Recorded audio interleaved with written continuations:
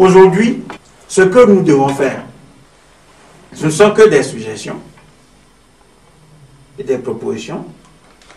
C'est que nous devons avoir une analyse beaucoup plus radicale. Ça, c'est la première chose. Ça veut dire que nous devons comprendre qu'en Afrique, il n'y a pas d'État. Et ça a beaucoup d'implications. Il n'y a pas d'État en Afrique. Ça veut dire que nous n'avons rien à attendre, par exemple, d'une quelconque élection en Afrique. Il n'y a pas d'État en Afrique. Ça veut dire que nous n'avons rien à attendre des gouvernements qui sont en place là-bas. Il n'y a pas d'État. Ça veut dire que nous devons nous battre.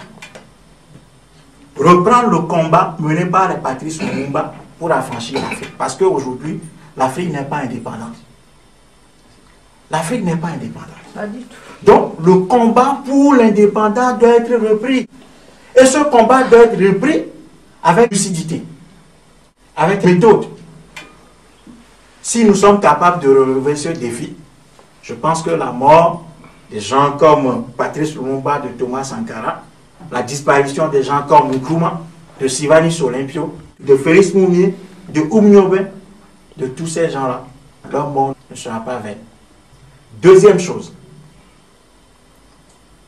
nous devons continuer par nous former. Quand vous prenez un certain nombre d'Africains, ici, vous leur posez des questions, mais vraiment, ils vous disent des choses, mais parfois vous dites, bon, ok, d'accord, je suis un peu pressé, pour éviter d'en amasser, alors, on trouve l'échappatoire. Donc, ce cadre qu'est l'UPAF, à mon avis, ce cadre doit fonctionner en plein régime. Nous devons maximiser nos chances en nous formant davantage. Parce que la compréhension des problèmes nous aide à démasquer les pièges, à déjouer les pièges et à théoriser autrement la construction de l'Afrique. C'est très important. Et la dernière chose que je voudrais dire, c'est que c'est bien quand on envoie Western Union, les machins au pays, parce que bon, les gens souffrent. C'est bien de le faire. Mais ce n'est pas suffisant. J'encourage ça, oui, mais ce n'est pas suffisant. Ce n'est pas suffisant parce que lorsque les gens se réunissent, eux, ils ne se réunissent pas pour faire de la conscientisation. Hein.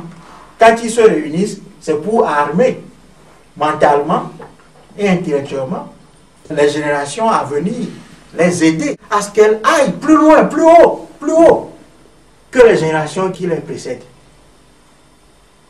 Ils ont Internet. Donc les gars là, ils planifient leurs choses. Sur 50 ans, ils savent que bon, dans 50 ans, ils veulent faire ceci. Bon, ils vont mettre les moyens en jeu. Ils forment des gens pour ça. Pendant ce temps, nous dormons. Nous dormons. Et nous sommes toujours surpris par les événements.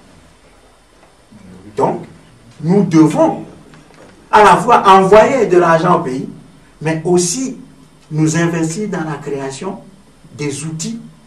Mais 6 000 personnes, si on cotise 10 francs par mois, 1000 personnes en Suisse, dans 1 an, dans 2 ans, on peut monter une petite radio à nous.